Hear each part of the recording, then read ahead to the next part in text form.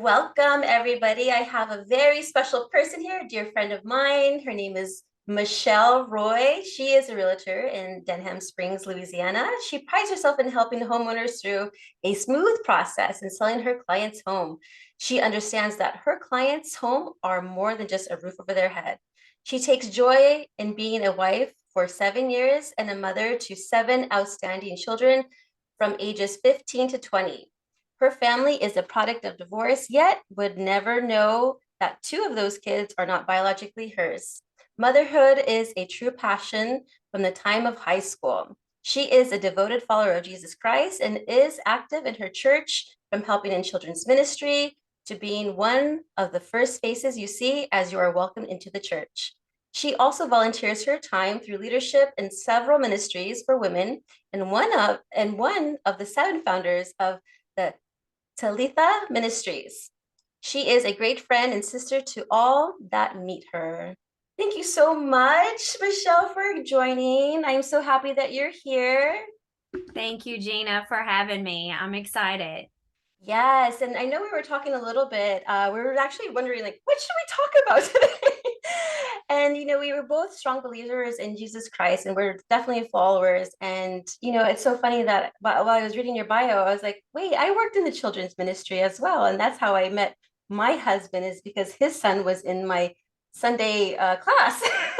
Oh my gosh, that is adorable. And I was like, oh, we have something in common there. Yeah. Absolutely. Yeah, so I would love to hear your story and how your faith grew and grew more and more in loving Jesus. Well, it started, I was raised in church. I was raised in Catholic church. My parents weren't religious about going, but we did go on a regular basis. My family, I grew up with my grandparents, everything was faith-based. There wasn't a moment, that the Lord wasn't talked about. We prayed over our meals, like none of those things. Parents praying with you before you go to bed, like it was just a norm, a way of life that just, was normal. So to think of it any other way would be abnormal, for my, my lifestyle and my bringing up. But as a teenager, oh gosh, probably around 14 years old, my parents were going through a separation. And I had some friends at school that there was just something that their family had that my family was missing. And so they invited me to church with them.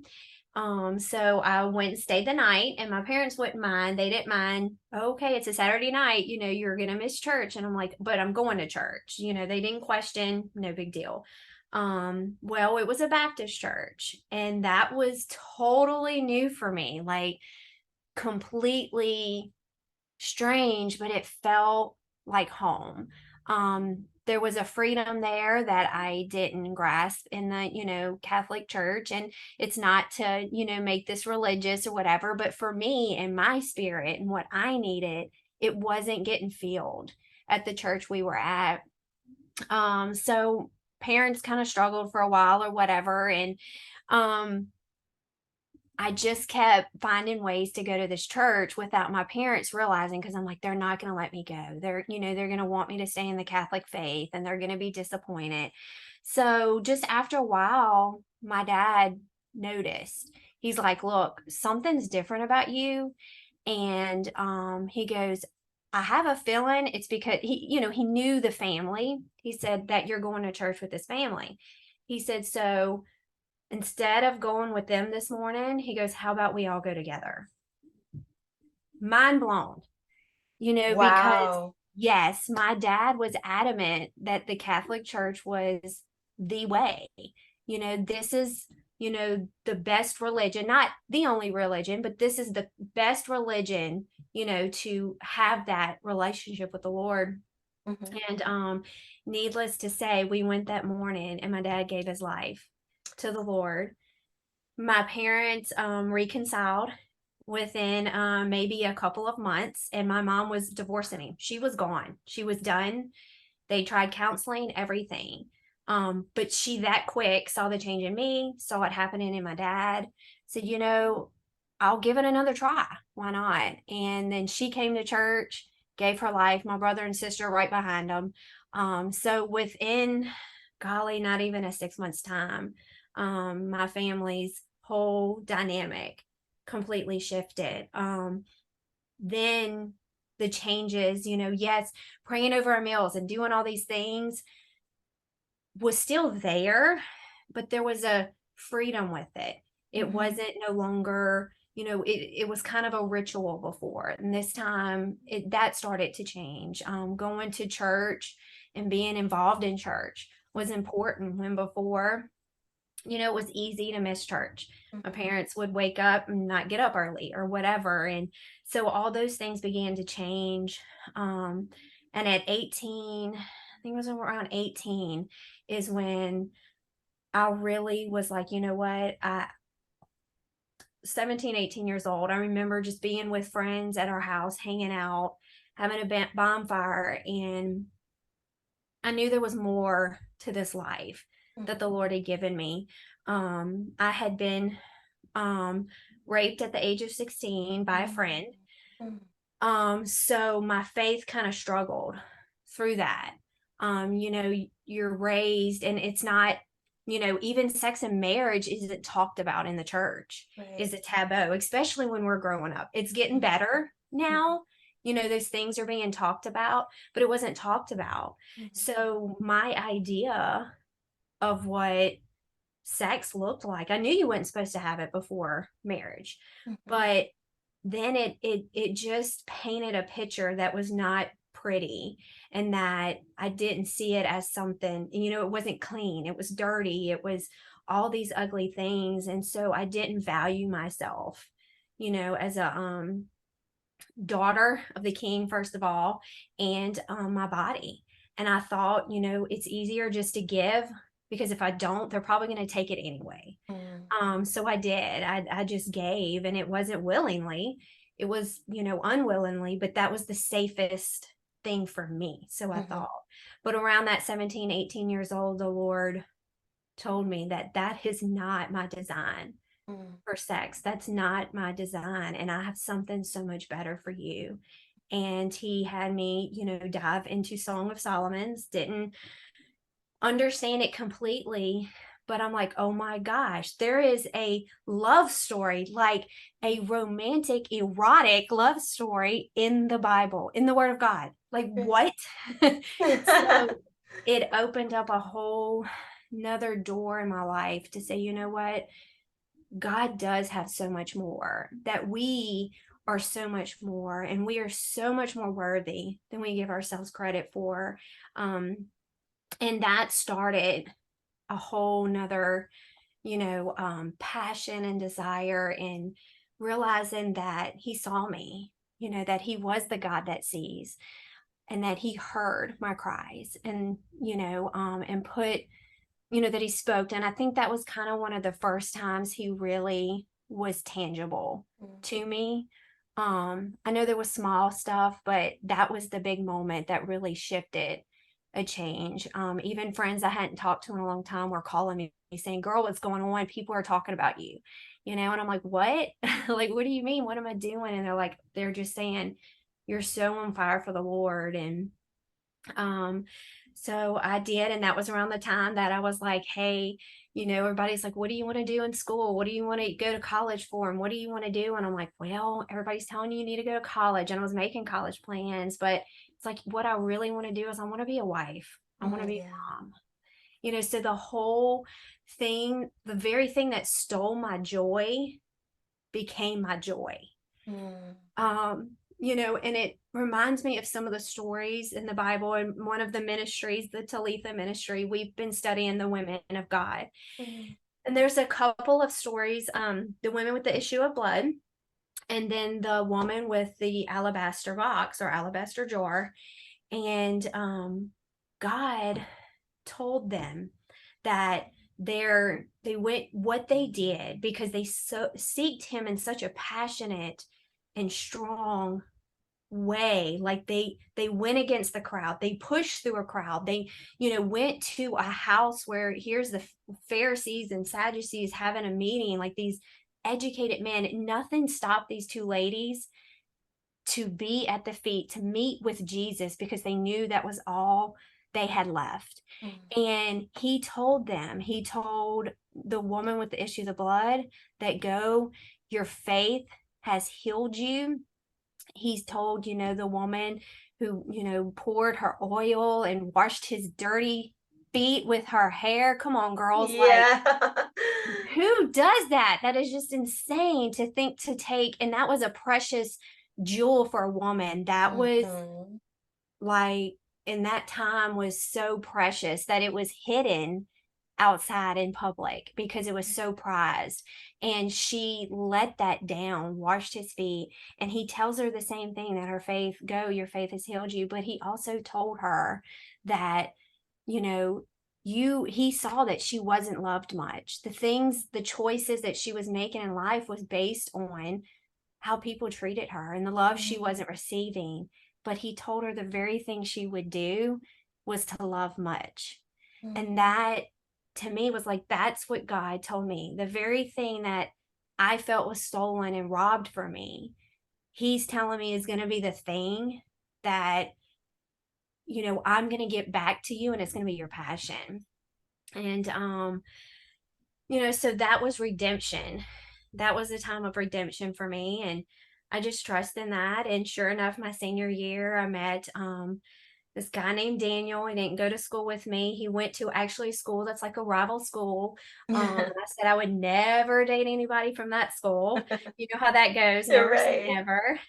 Um, we actually met at workplace, and we started dating. It was not long afterwards we decided, hey, let's get married. Let's just do it. Like, what are we waiting for? What do we have to lose? And so we did. We got married at 19, just shy of my 21st birthday, had our oldest son. We were married for 10 years. We had 5 beautiful babies. The youngest were twins. They were not planned by no means. Daniel had always said 2 and I'm through. That was his motto. And I was like, 4's a good number. But we did get 3, 2 boys and a girl. And the twins are girls. They were, like I said, they were not planned. I don't like to say they're an accident or anything like that, because far from that, because God had plans. Because Right. see, you got to be careful about how you pray, because before I got pregnant with the first one, twins run in the family, and the husband was saying 2 and we're through. So I'm like, Lord, just giving me my twins. I hear pregnancy's horrible, and then he'll have his 2 and we'll both be through, and one pregnancy and we're done. The Lord probably told me, and I didn't hear him. He said, okay, baby, you're going to get your twins, just not when you expect it. And sure enough, the moment, because I had a miscarriage in between, like before the twins and stuff. So when you've had 4 pregnancies, you've been to the you've been there. These people know you by name. They see you in the grocery store and they're like, Michelle, because you're popping out kids like, the Pez candies or something. And as soon as that thing touched my stomach, Gina, I knew. I saw the outlines of 2 heads. What do you but die laughing? And I'm still thinking, but Lord, that's an odd number, because I like even numbers. Right. I don't know if anybody out there is like that, but that's why I was like 4. 4 is an even number. It's a good number. But the Lord knew what he was doing.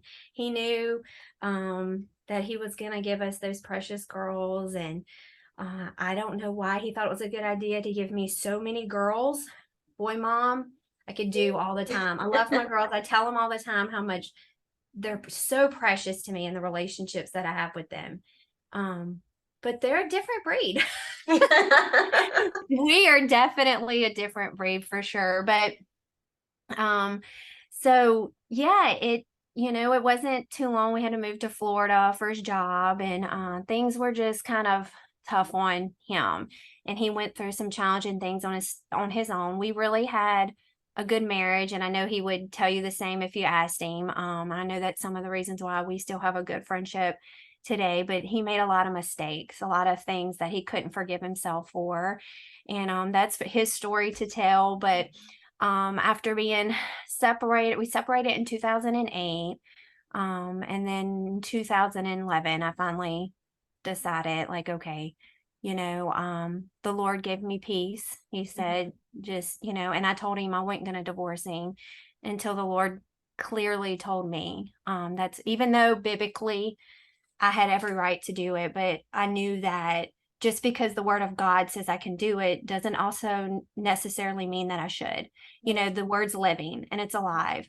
And, we have to apply it also, to the situation and, the things that we're, in. So, we have to be careful with that and not use it to our advantage, because I could have ran with that and say, okay, be gone. I'm done with you. Right, This right. is what the Bible says. And I didn't. And my parents disagreed. They said, nope, you got the out. You can do it. God's not going to be mad at you. And I'm like, it's not about that. Like, I needed the peace, Mhm.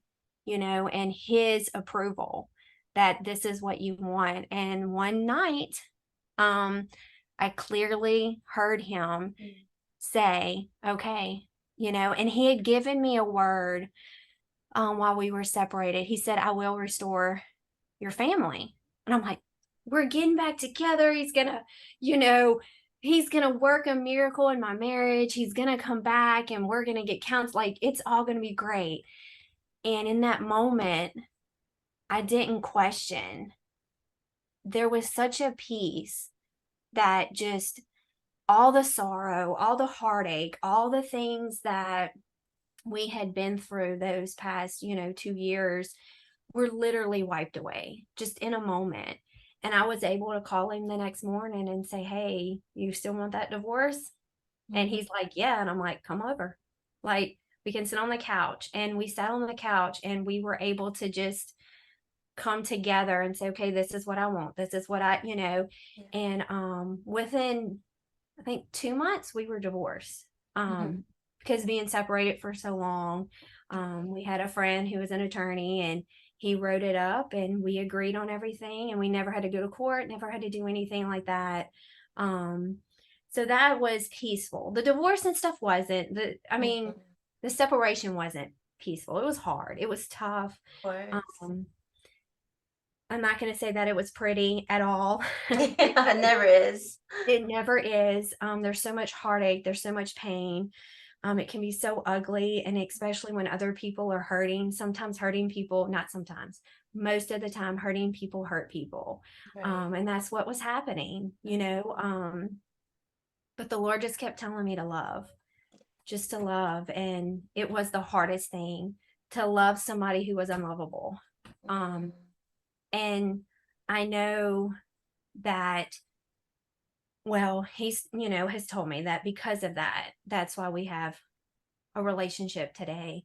But so my husband now, he's amazing. His name's Joseph. We call him Joe. Mhm. He's incredible. He's a polar opposite of my ex. My ex was a city boy, or is a city boy through and through, can't fix nothing. Like, I had my own toolkit. I was the one tightening the doorknobs when they were coming loose, and any of those little things to fix around the house. And he's Mama like, MacGyver, huh? yes, and thankfully my dad taught me several things. I even had to change a tire on my own car because my ex and a cop put the donut in wrong. Oh no. Yes. I'm like, how did they cop two men? Two men. And so, yes, so poor thing. That's how bad look, he would be, look, he knows we tell that story all the time. And he's like, he goes, I just wasn't, his dad didn't teach him. And he goes, I'm the guy that is glad to give him my money to fix my stuff. He goes, I Yeah, work hard to pay somebody else so I don't have to work hard. right. So this guy, this husband I got now, he's incredible. He's the polar opposite. He is a country boy.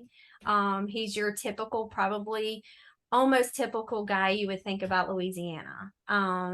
He's fishing. Crawfish. Well, okay, so he's not big on crawfish, only because he says that it's too much to peel. Now he'll do shrimp, boiled Oh shrimp, but yeah. he's like crawfish, and I'm like, that's the lines of divorce right there, you know. But that just means That's that's more hilarious. crawfish for me. Right. Who doesn't love crawfish? I love that stuff. Oh my That's gosh, my you favorite do. food. Yay. That is so, yeah, we just had Mardi Gras and all Oh, that that's right. craziness. It just ended. So I had our last slice of Mardi Gras and king cake, and yeah, so which I have a daughter who can make a good king cake. So every now and then she'll do it even the off season. Oh wow. So yeah, and our boudin, oh my gosh, like I could go on about our food here for sure. But this one, for the most part, except for the crawfish, he is definitely a Louisiana boy through and through, and got some little redneck in him, and uh, so he's amazing. He knows how to love hard and love much, and loves the Lord. Um, just it's we met at church. Oh, nice. Yes, funny story though. We had a mutual friend, and it was cute because my sister-in-law at the time started coming to church with me because I had left the church previous.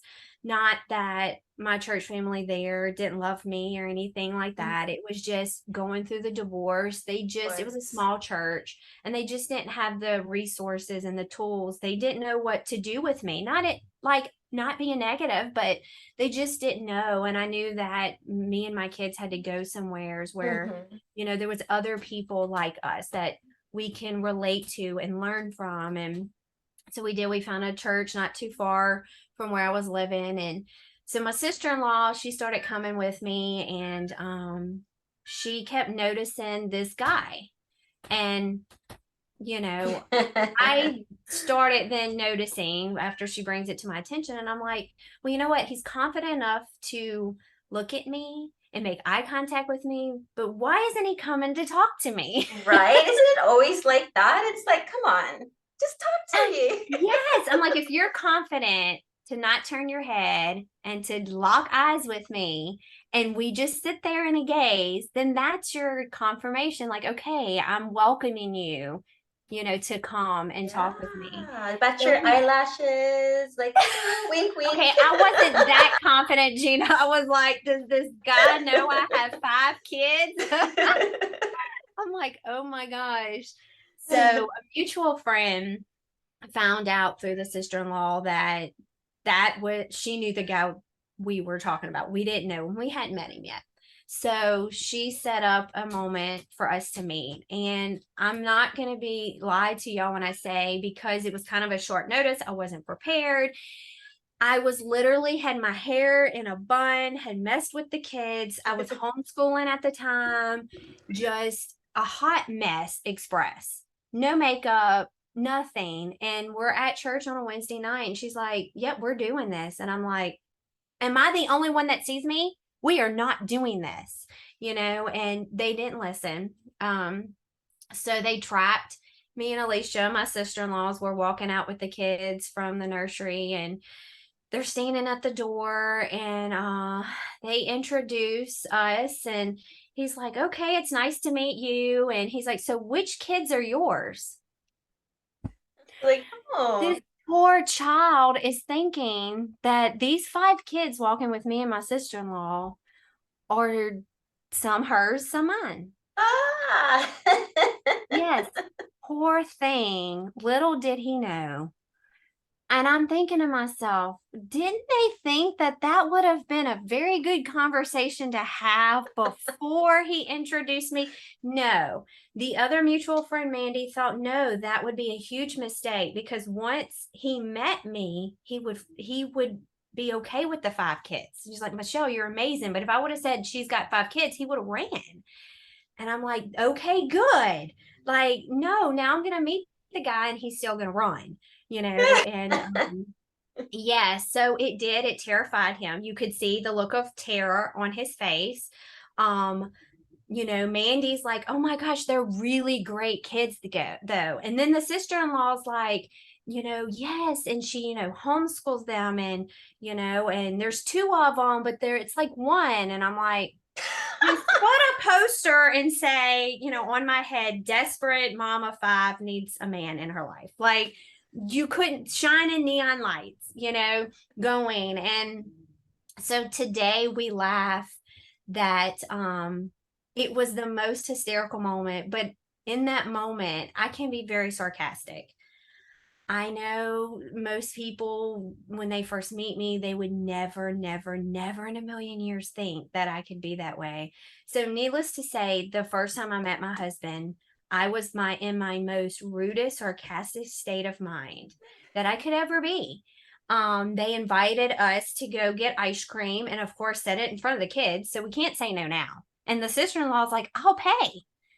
Like, y'all all dead. You're all dead to me. This is going south fast. I just knew, like, I will never see this guy ever again. And y'all are trying to make something happen that's not going to happen. So, yes, I was sarcastic the whole night. Mandy and Joe had no clue. They're laughing, thinking I'm cracking jokes and being funny. And I see the sister in law. She is cutting eyes at me. If looks could kill, I was dead. Oh. So sure enough, I got in the car and I got chewed out for sure on the way home. But he didn't go anywhere. Aw, you got he Yes, fell in love. He's like, he I love stayed this around. woman. I guess he thought my sarcasm was humor, and I was like, no, no, I wasn't being funny. I was being very ugly. And he's like, "Oh, I just couldn't see you being that way." And so, yeah, he stuck around. It took 3 years for us to get married. The longest engagement I had ever had in my life. Well, not engagement, but date someone. Once Hmm. finally decided within 2 weeks we were married. But so it took a little while to get him completely there, but he just, wanted to make sure that's what God wanted. And that it was a huge commitment. And like he said, he knew that their dad was involved, that, Daniel financially and emotionally and physically was there for the kids, but he said that was also his job, and that he couldn't depend on Daniel, and that if he couldn't 100% also be there for me and my kids, then he shouldn't marry me, and it didn't matter. And it wasn't replacing their dad. It was just knowing that, I can't 100% depend on that. And, gosh, that was just when he shared that it just blew my mind. Like, I never thought of it, like that. He says, "You're still my wife and they will still be my kids. And it's still 100% my responsibility." And, you know, so we've been married. April will be 8 years. Um, That's so it's been, awesome. yes, it's been fun. He was just telling me the other day how his first marriage only lasted 5 years, and Hmm. that this 8 years is a big deal for him. It's Oh. a big deal. And, it made my heart happy. I'm not, me and my ex was 10 years, so I'm not there yet, but I am, if that makes sense, that the marriage that me and Joe have, um, we're spiritually united. Hmm. I didn't have that in the first marriage. And doesn't mean that we don't have our trials and our tiffs and our little, Right. fights and all that kind of stuff. But there's definitely, you can tell there's a 3 chord strand in this marriage, that I didn't have prior. And, God has been so good. He's blessed us in so many ways. And it's just been, even in the hard times, it's been so much fun, so much joy. So the restoration that God spoke of me when we were separated, me and my ex, it wasn't the restoration that I saw. It wasn't the restoration I had been praying for, but the Lord said I was going to use someone else to restore your family.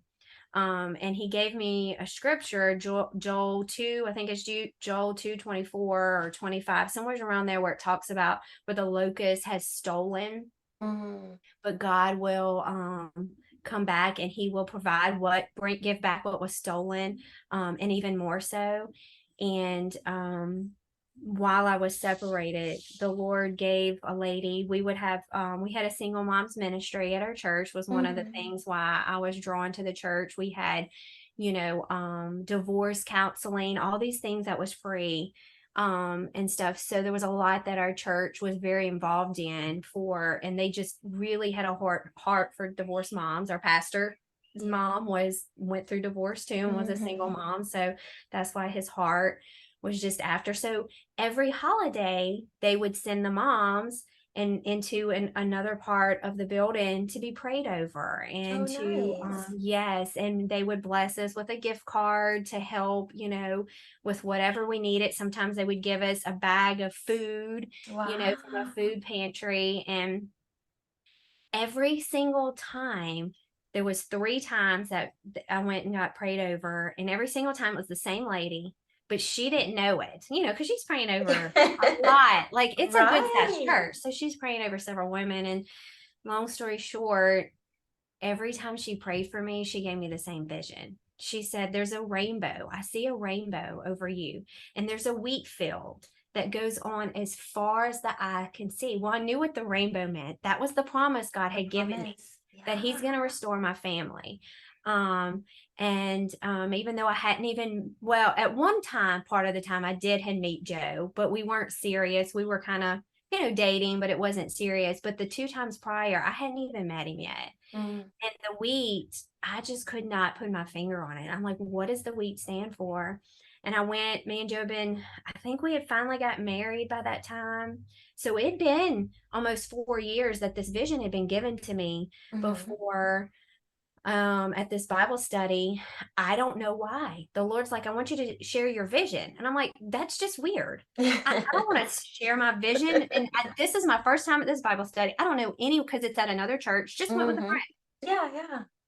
Like, this is weird. So I share my vision, and one of the ladies goes, "I know what your weed is." And I'm like, Automatically knew. those are those moments where you just drop the mic because you're like, okay, I, that's when you're so thankful for those little moments that you listen and you're obedient, even when it doesn't sound. I mean, that was just weird. Like, who wants to hear about my vision? Nobody wants to hear about my vision. Nobody wants to know. And she said that your wheat field represents salvation. And I'm like, are you kidding me? So then I told her about the rainbow, and she goes, oh my gosh. She goes, the restoration that's coming to your family is going to produce a harvest of salvation through your family. Like, girl, like, yes, like, hit the She floor. knew. I lost it. Like, how do you take on? And then you're like, Lord, why me? Of all the people in the world, but at the same time, you're humble and you're honored that He does choose us, that He Right. does have us marked, that He does have His fingerprint on us.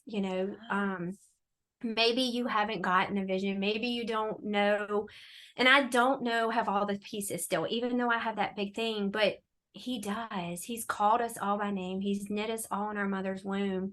And to know that He does have something specific for us to fulfill, it's beautiful. And why He chose to share that with me, I don't know, but it brings joy to my heart to know that He is in pursuit. Mm-hmm. And, a God that will pursue us, even when we're not even pursuing Him. I just come out of a season of dryness, very, very dry season. I was on this mountain high where, gosh, if I would think about God half the time, our song would come on or something, and I would just wail in tearful joy, like joyful tears of how much God just loved me. I could just feel His arms around me and the love that He just had for me and my family. And there was many times I'd have the kids in the car and I'd have to pull over on the side of the road because I'm ugly crying. And my kids are like, Mom, what's wrong? God loves Oh. you so much. And the poor things are probably like traumatized because they're like, a But then God why that are you loves me that much. crying? Yes, why are you crying like you just lost your best friend? Yeah. But you're telling me Jesus loves me. And I'm like, I know it doesn't make sense. And I'm not a big crier. So to see their mama cry and they're like, I'm surprised they didn't put me in the, institute or something, I thinking like, what's happened know. to mom? Like, what's wrong with And I we've never, know. yes, my mom's never done this before. This is new. But So how I come from beautiful. something like that, Yeah. and him just constantly spending time in his word and just him talking. And I guess you could say a good noisy season. And then literally that waterfall just stopped. Hmm. No trickle, no nothing. And I'm like, okay, I knew this season was coming.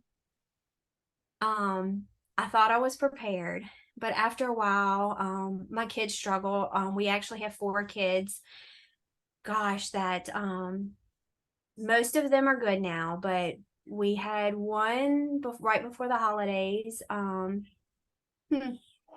try to commit suicide a couple times.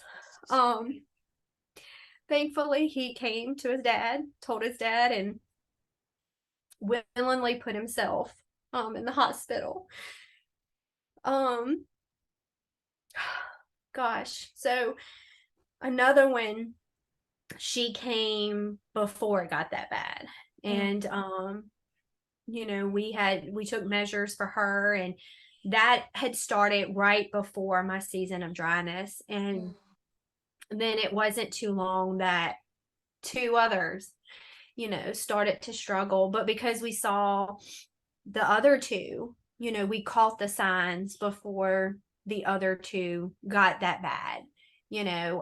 Gosh, our kids are in such a that's a whole nother story that I can get in the Right. world that they live in today. But I know. you know, I struggled because here I am. I'm not in a season of overflow. I'm in a season where I need to be poured in. Yet Right. my kids needed me. They needed me to, be that prayer warrior. Right. And I didn't even know how anymore. All I could do is say Jesus. That's all I had, Right. and I know that's all we need. We Mhm. don't need anything more than that. But as a mom, not to be able to, war for my children, gosh, that took a toll on me big time. Absolutely. I had to step away from ministry for a while, and it wasn't hard. That I always thought that would be, a hard thing in my life, but in the ministries that I'm involved in, family comes first. And Absolutely. you know, they supported me, prayed with our family. They were there for us the whole time and still are to this day. And, when our family got better, I was able to step back into things. But so in that dry season was one of my most difficult parenting seasons of my life. And I still don't have all the answers, but towards the end of this year and really going into 2023, I was so dry. I always would ask the Lord for a word. And I don't know if other people, pray and say, okay, Lord, what's my word going into this new year? What do have for me? And I told him, I said, Lord, I don't want a word from you.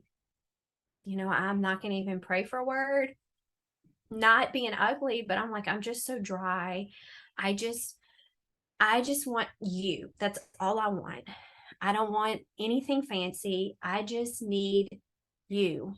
I don't want what we had prior. I just was pursuing him, and I knew he was pursuing me. But in my brokenness, gosh, it was just so hard to hear him so loud and clear, yet in this season not to hear him. Um, my poor husband, it killed him seeing me go through this. And he's like, man, you're our spiritual rock. And so it was tough for him. Couple of times I had some major, major meltdowns, like bad, so bad. And oh, poor thing. I'm like, I don't know how he stuck it through with me, but he did. But just this year, our church had a couple revive nights.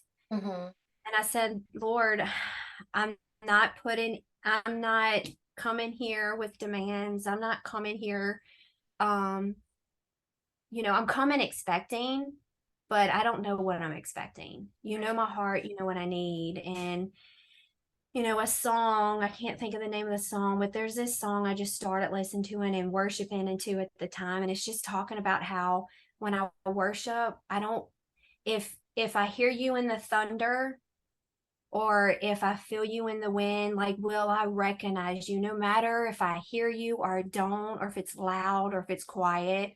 Mm, Like, I still want to see you. I still want to hear you. And that was my heart, like yeah.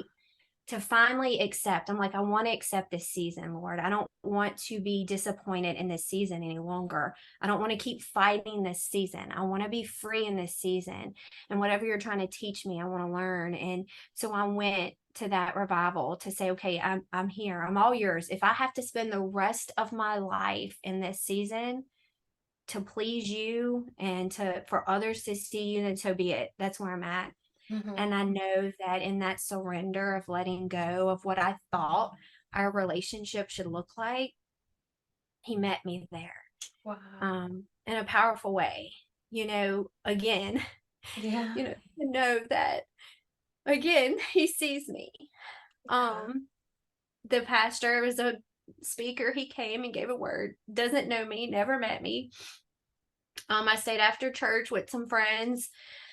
Um, because it was just so powerful. We prayed and we just had such a tangible moment in the Lord. And I ended up trying to leave, and the speaker was there, and he Mhm. kind of stepped in front of me so I couldn't walk away. And I told him, I said, it was a great message. Oh my gosh. And he says, can I share something with you?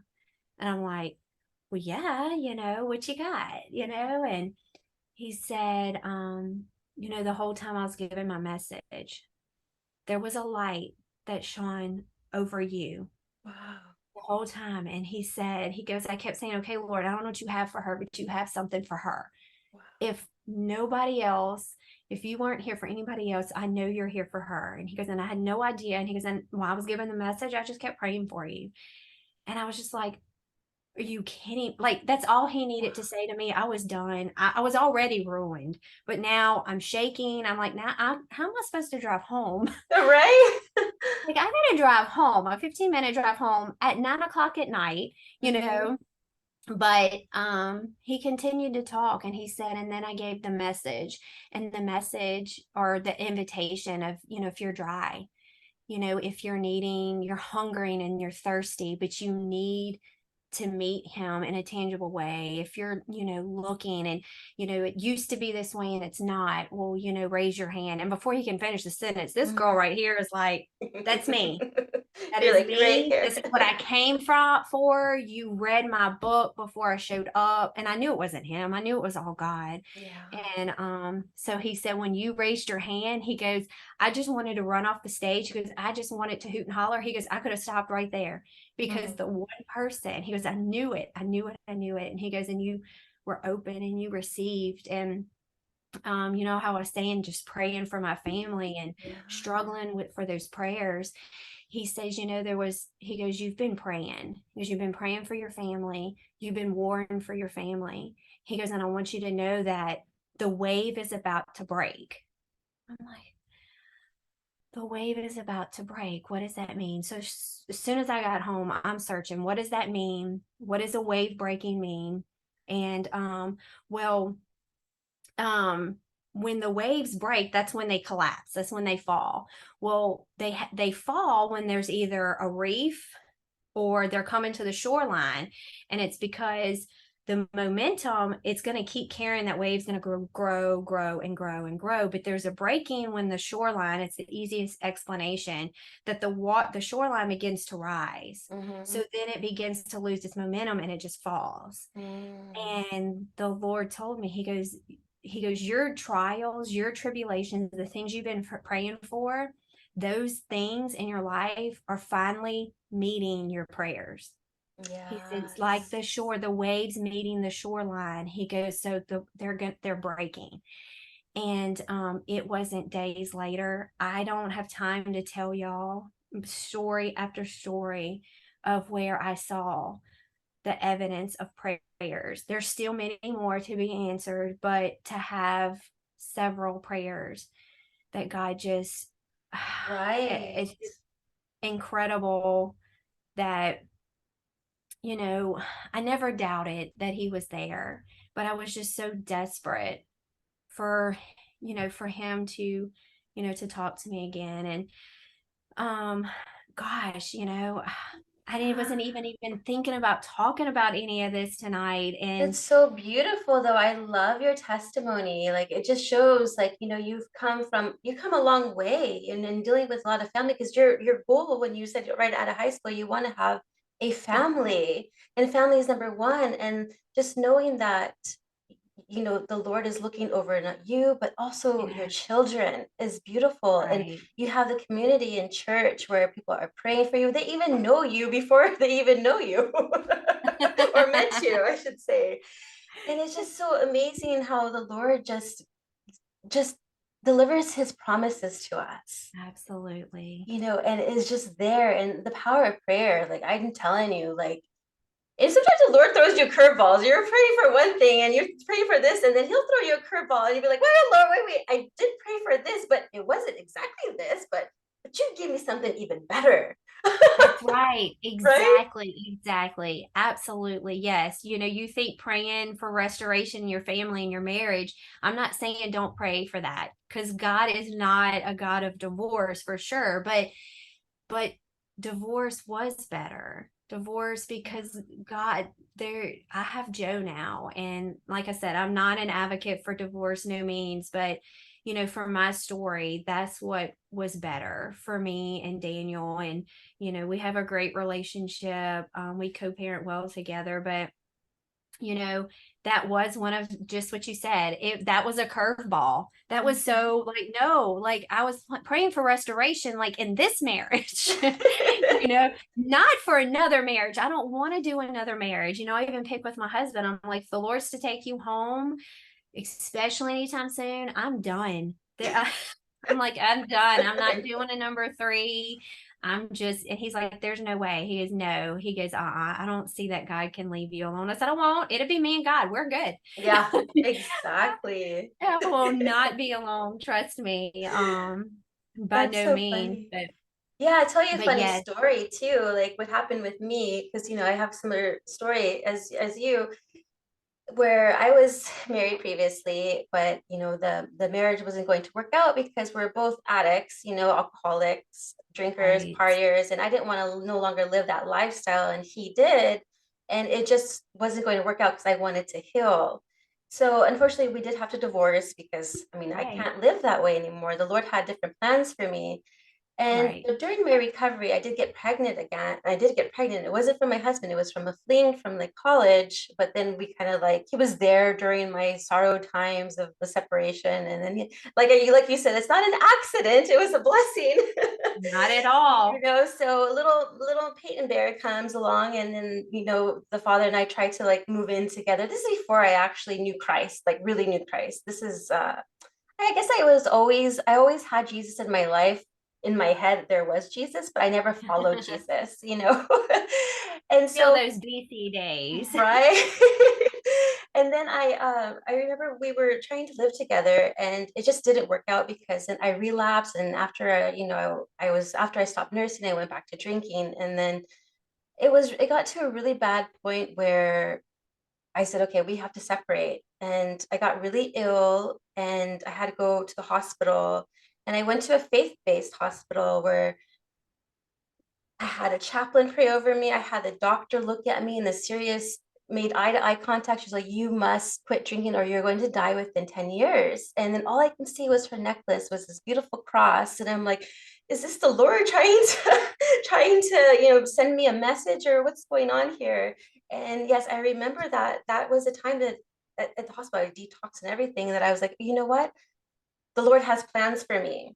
So here I was, quit drinking, and then I wanted to give my life to the Lord. And I'm like, okay, I was going to church and doing this, but I really missed that family unit, Yes. and I missed that. And then I was thinking that, okay, well, maybe when I get better, that, my little son's father and I would then get back together. So every day, not every day, every Sunday, I would put in the prayer request, Lord, please um, bring me a family, bring me a family. And I was thinking like 10 years from now or whatever. I wasn't thinking like Okay, like next like couple months. It was a couple of months, but that was Yes. it was in 2017, and then in 2018, I was just serving the children's ministry and just serving a lot at the church. And then, yeah, 2019 comes along, and sure enough, I was thinking, I was in the back of my head, I was going to get back together with my son's father. No, sure enough, little Isaac's dad, because we were serving the homeless and we were on different teams, but I we had a conversation. So I was telling him, hey, I know your son. He actually is in my Sunday class. He said, oh, you know Isaac? I said, yeah, I know Isaac.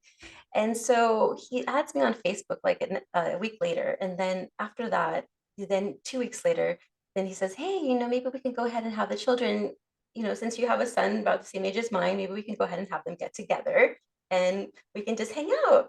Well, they never got together. We actually had dinner instead. We shared each other's testimony and then like totally fell in love. And then I was anti-guy. I was like, I'm dating Jesus only. I am not dating any guy. I'm focusing on myself. But that prayer, like I'm telling you, that prayer request of me Yes. writing family unit, family unit, family unit, he threw me a curveball. And sure enough, we got Yes. married and here we are. That is, oh my gosh, that story is so cute. It is. It's like so close to mine because girl, I was there too. And I'm like, no, I don't need God. I got Jesus. It's me and him, I'm good. So yes, I wasn't looking, for anyone. But I know that's when a lot of times God will give us the thing we've desired. And there's times he gives us things we're desiring we never even verbally even pray or ask for it, but our spirit knows, it knows what we Absolutely. desire. And, if it's in line with the Lord, it's going to happen. And, it's just so beautiful to see that, for you too, that here's this blind side and, you're not expecting, here's this kid you're keeping, not even noticing one day that he's going to be your son because Right. you're going to marry his dad. How cute is that, The funny thing, Michelle, like seriously, when I saw little Isaac's face, I'm like, oh my goodness, he reminds me of Peyton, my little Peyton. And I was like, oh, and I didn't have little Peyton because here I was in recovery. His dad was mostly taking care of him, and I was just focusing on my healing. And so I missed him. I Right. didn't have him 100% of the time. And so every Sunday when I see him, it remind me of Peyton. Sure enough, those two are like this now when they when they come together every other weekend. Right. Oh my gosh, So I love it. The yeah. Lord, He knows, and He knows what's best for us. Gosh, even when, you know, we don't think, yes, divorce is not what, God is about, and we can't make sense of why things happen and Right. why things work out the way they work. There's no point in trying. It's just trusting, the things of the Lord and just knowing that even in these ugly things, something that's so ugly, that's something so beautiful, God could take, like your story, my story, my ex, he was an addict and, um, yeah, Yeah. so crazy. And, so that's, why I didn't know it. I didn't know he hid it Mm-hmm. from me for 8 years until it came, to the surface, even when we were dating, so I had no clue. So,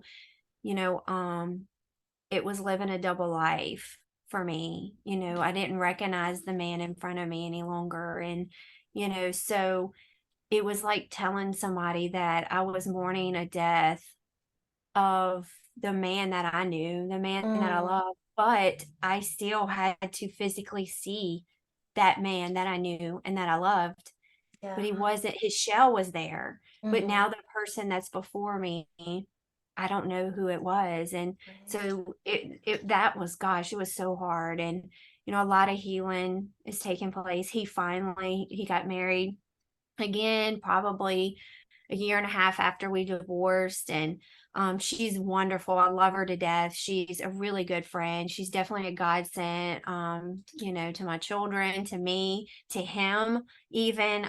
Gosh, yes. Yeah, I'd probably kill him by now if it wasn't for her. But That's hilarious. and probably vice versa. He probably did kill me if it wasn't for her. But she's our rock for sure. But he finally even, because he even was hiding it from her. Mm, Um, and I didn't know the extent of it. That's not my marriage. That's, not my place. And right. I didn't know the extent, like I said. And when it finally came to surface, he finally came out and a lot was exposed. That was probably maybe I think 4 or 5 years ago. It wasn't Mm, that long ago when the whole truth came yeah. out. And that was a very hard thing, but Mm-hmm. at the same time beautiful for him to truly, and um coming through the sobriety and all the things that you had to do, and to sit before those you love and be honest from the moment that we met till today, the Right. deceitfulness and the things that he had to come forth and share to walk through this healing for himself. Gosh, it was hard for me, Mm-hmm. to hear more, you know, um, of what happened in our marriage that I had no clue. I thought I knew. I thought I knew he wasn't completely forthcoming because, Mm-hmm. most people aren't. But yeah, that was a difficult time. But I see now the fruit in his marriage, the fruit in our relationship of him actually getting the help, proper help, Oh, really truly yes. seeking help. And like you said, this was faith based. It was a total different thing for him that opened up many doors and changed not just now his family, that he's got now. He's has a daughter with that wife, and they've been Mm-hmm. married. I think they just made, I think it's 10 years or something, just made 10 years, I think, or it might be 11 years now. But anyway, and